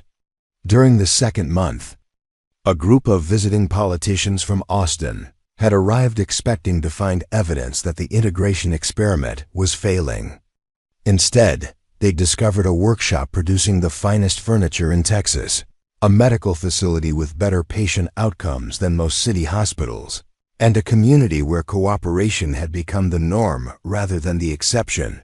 "Mr. Crawford," called Lieutenant Hayes from across the workshop, "Colonel Morrison requests your presence in his office. He has visitors." Daniel wiped his hands on his leather apron and made his way across the compound. Fort Belknap had grown considerably since his arrival, with new buildings reflecting the expanded mission Morrison had carved out. What had once been primarily a military outpost was becoming something more complex, a model community where different cultures found ways to enhance rather than threaten each other. In Morrison's office, Daniel found the colonel standing behind his desk with 3 men he didn't recognize. Their clothes marked them as Eastern politicians, and their expressions suggested they weren't entirely pleased with what they'd observed. "Daniel," Morrison said, "I'd like you to meet Congressman Reynolds from Washington, along with his associates from the Bureau of Indian Affairs. They're here to evaluate our programs." Congressman Reynolds was a thin man with calculating eyes and the bearing of someone accustomed to wielding power. He studied Daniel with obvious curiosity, his gaze lingering on the beaded shirt that had become Daniel's standard workshop attire. "Mr. Crawford," Reynolds said, "we've heard remarkable claims about what you've accomplished here. Some find them difficult to believe." "What specifically do you find difficult to believe, Congressman?" "That a person of your particular limitations could become the centerpiece of such an extensive operation. That Indian women could contribute meaningfully to civilized endeavors. That this arrangement serves any purpose beyond satisfying misguided humanitarian impulses." Daniel felt the familiar heat of anger rising, but months of working with the Comanche women had taught him the power of patience. They had faced far worse skepticism and overcome it through demonstration rather than argument. "Perhaps you'd like to see what we've actually accomplished," Daniel suggested. "Judge for yourself whether our work meets your standards." The tour that followed became a masterclass in quiet dignity, overcoming prejudice. In the workshop, Reynolds and his associates watched Istas demonstrate a modified lathe she designed to help a one-armed veteran return to woodworking.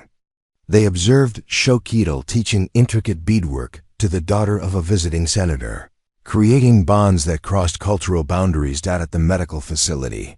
Malinali showed them infection rates that had dropped dramatically since traditional healing practices had been integrated with conventional treatment.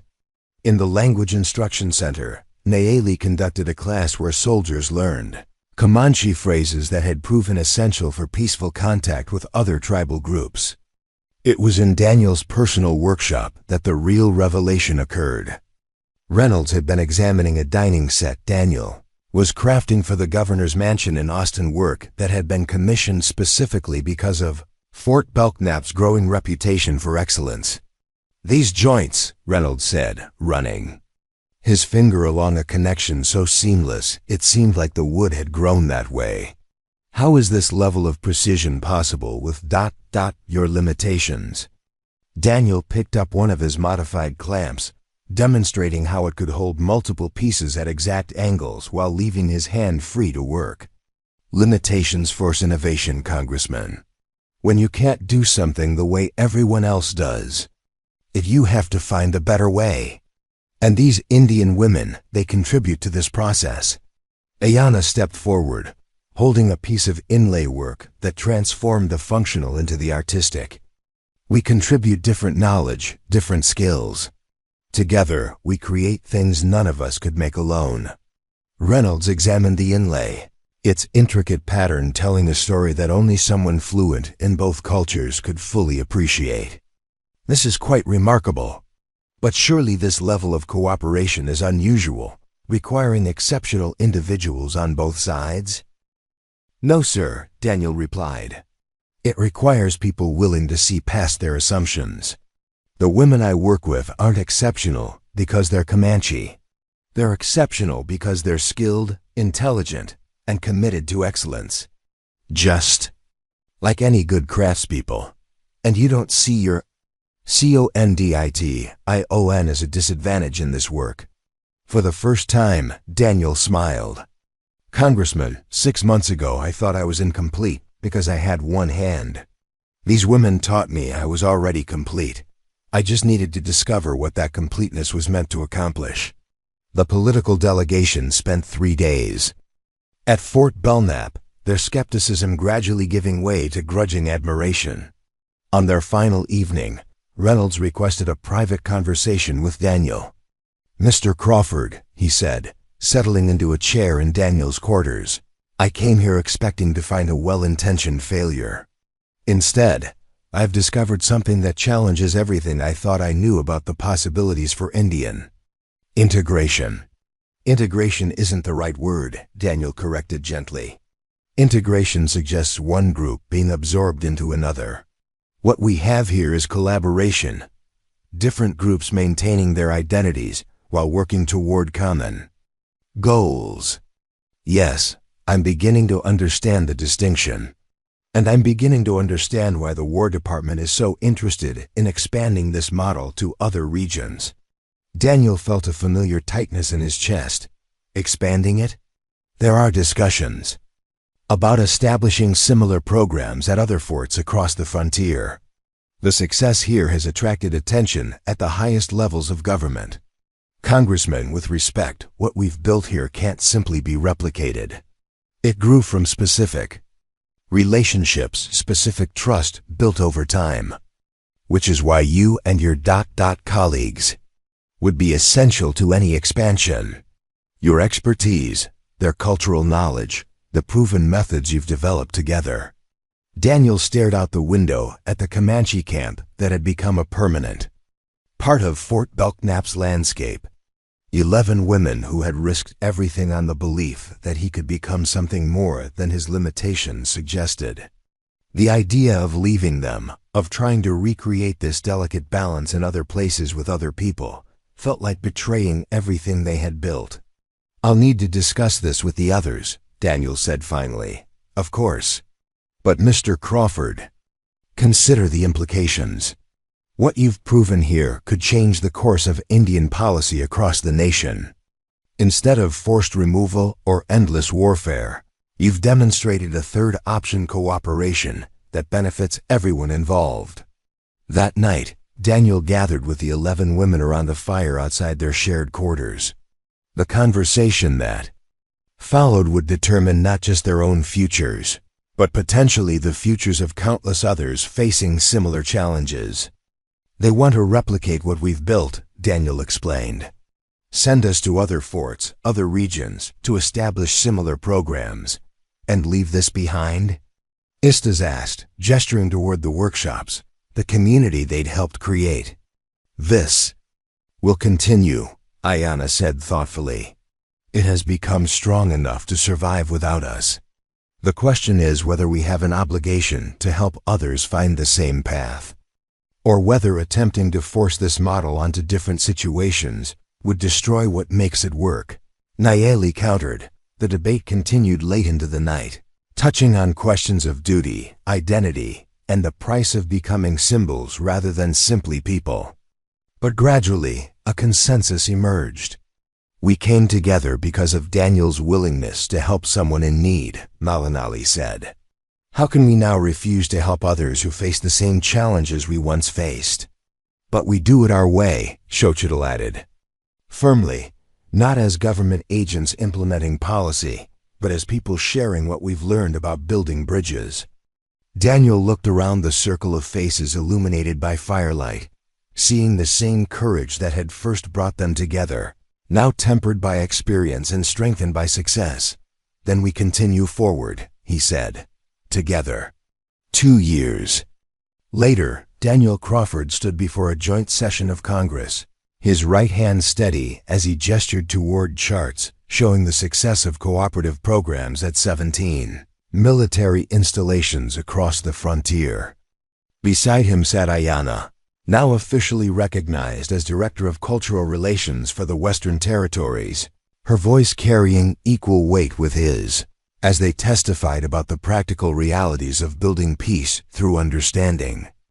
Boy born without a left hand had become a man whose single hand had helped build bridges across one of the deepest divides in American society. But more importantly, he had learned that completeness was never about having everything others expected. It was about discovering what you alone could contribute to the world. In the gallery, 10 remarkable women watched their former teacher explain to the nation's leaders what they had always known, that strength comes not from uniformity, but from learning to see the wisdom in difference, the power in adaptation, and the beauty in becoming exactly who you were always meant to be. Questions that had once defined Daniel Crawford. What was wrong with him? What was he missing? How could he ever be whole? Had been answered not by gaining what he lacked, but by discovering the perfect completeness of what he possessed. And in that discovery, he had helped a nation begin to understand that its own completeness lay not in the elimination of difference, but in learning to weave all its varied threads into something stronger and more beautiful than any single strand could ever be. The man born with one hand had taught a country to see with clearer vision, and in doing so, had found his way home to himself. But the story of transformation was far from over. As Daniel and Ayanna returned to Texas after their congressional testimony, they found a world that had shifted beneath their feet. News of their success had spread beyond government halls into newspapers, churches, and parlors across the nation. Letters arrived daily from other disabled veterans seeking Daniel's techniques, from tribal leaders requesting consultation, from military commanders asking for guidance on peaceful integration. The small cabin that had once housed Daniel's solitary existence was now the headquarters of what newspapers called the Crawford Method, a systematic approach to building cooperation across cultural and physical differences. But Daniel resisted the grandiose language, preferring to think of it simply as people helping people discover their own completeness. We've become a story people tell themselves, Ayanna observed one evening as they reviewed requests for assistance. Some see us as proof that their prejudices are wrong. Others see us as threats to the natural order. Which are we? Daniel asked, setting down a letter from a group of Confederate veterans who wanted to establish a workshop using his one-handed techniques. We are what we have always been, people who found a way forward when the obvious paths were blocked. The growth of their influence brought unexpected challenges. Entrepreneurs appeared claiming to have developed Crawford-style tools for disabled workers, usually inferior copies that missed the essential principles behind Daniel's innovations. Politicians referenced their work to support policies they had never endorsed. Religious leaders claimed their success as evidence for various theological positions they didn't hold.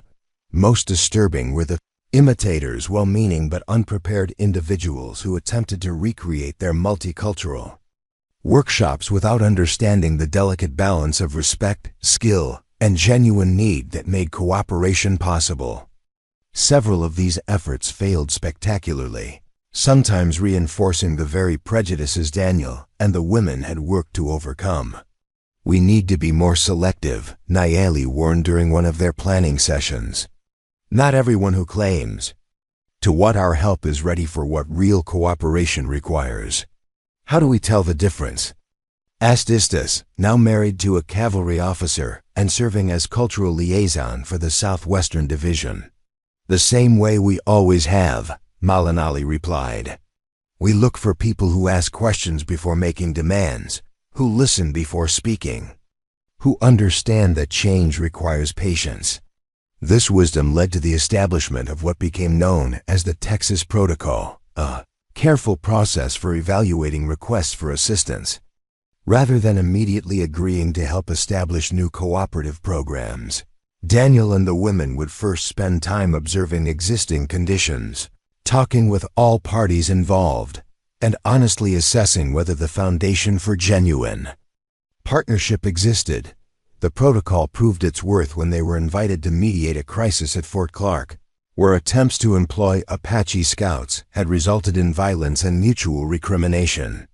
Rather than arriving with preconceived solutions, Daniel and 3 of the women spent 2 weeks simply watching and listening. What they discovered was a situation where military commanders had tried to impose cooperation from above without addressing the underlying fears and misconceptions on both sides. Apache men who had been forced into scout roles felt humiliated by their dependence on the army that had recently been their enemy. Soldiers who had lost friends in Apache raids struggled to see their former enemies as allies. This is not our situation, Ayanna told Daniel privately. We came together freely, by choice, through genuine need. These people have been forced together by circumstances they resent. Can it be fixed? Perhaps, but not by duplicating what we did. It requires understanding what they need, not what we think they should want. The Fort Clark intervention became a masterclass in adaptive problem-solving. Instead of establishing workshops or formal cooperation programs, Daniel and the women focused on creating small opportunities for positive interaction. They organized horse training sessions where Apache expertise with difficult animals could be demonstrated and appreciated. They established informal medical exchanges where Apache knowledge of desert survival could supplement Army medical practices. Most importantly, they refused to rush. Where their own partnership had developed over months of gradually building trust, they allowed the Fort Clark relationships to develop at their own pace, celebrating small successes rather than demanding dramatic transformations. 6 months later, when an Apache scout unit successfully guided a lost patrol to safety during a desert storm, the commanding officer wrote to Daniel, "I understand now why you insisted we could not simply copy your methods. We had to discover our own path to the same destination." These experiences taught Daniel something profound about the nature of his calling. He had assumed that sharing his story meant teaching others to replicate his specific solutions.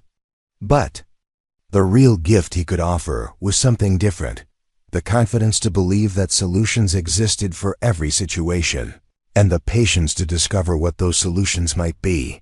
This understanding transformed his approach to the growing requests for assistance.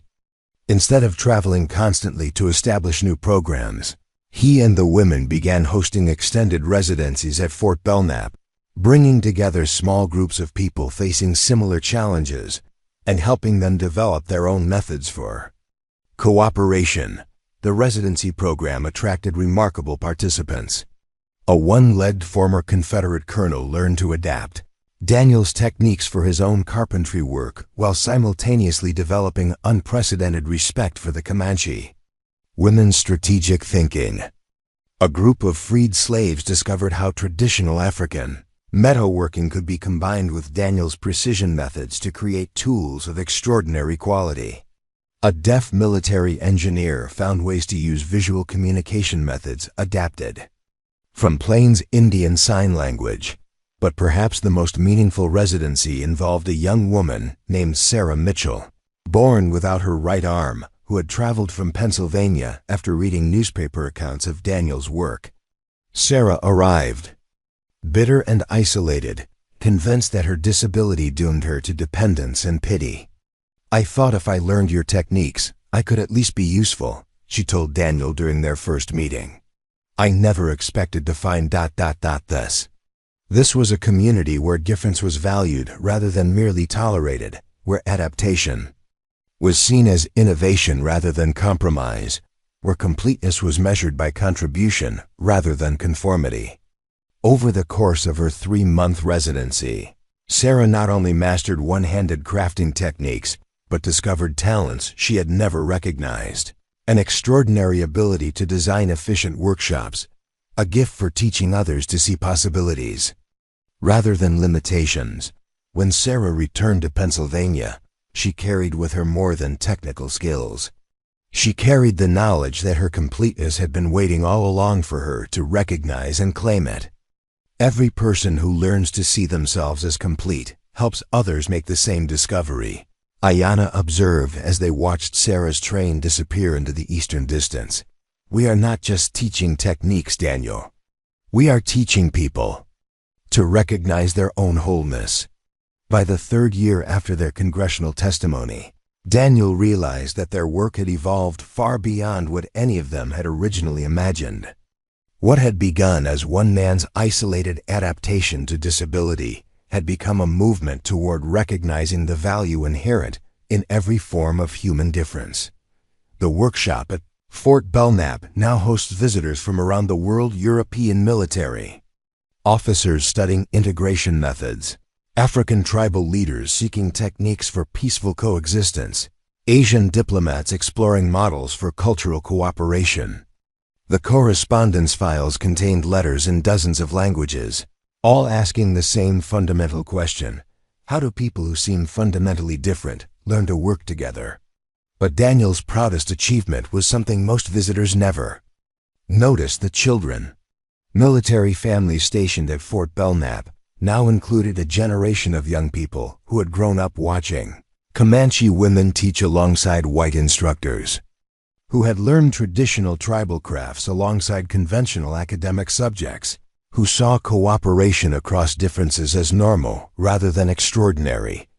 These children played games that incorporated elements from multiple cultures, spoke fragments of several languages, and displayed a casual comfort with diversity that their parents often found remarkable.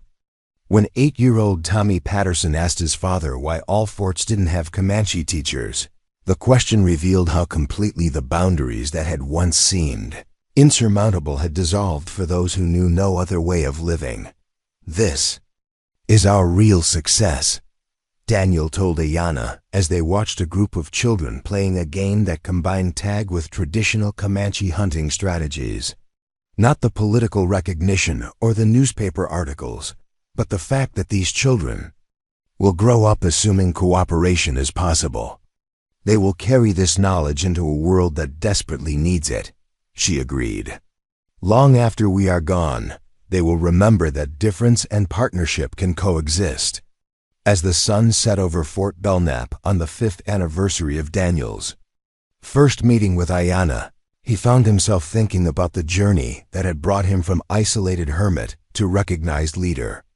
But the transformation that mattered most was internal, the discovery that the completeness he had spent 34 years seeking had been present all along, waiting only for the right circumstances to reveal itself. The 11 women who had once seemed like beautiful disruptions to his carefully ordered world had become partners in building something unprecedented. Together, they had proven that wholeness comes not from having everything others expect, but from offering everything you possess in service of something larger than individual limitation.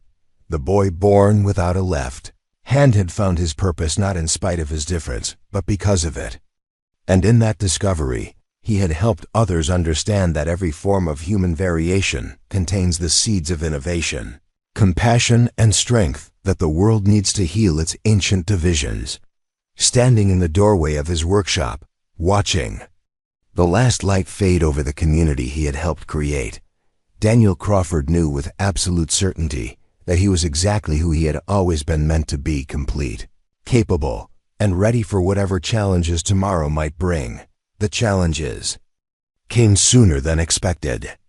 Word arrived by telegraph that autumn that violence had erupted between settlers and Lakota tribes in the Dakota Territory.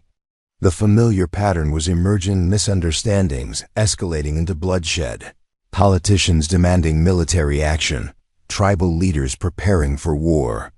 But this time, there was a difference. For the first time in American history, government officials were asking whether peaceful resolution might be possible before resorting to force.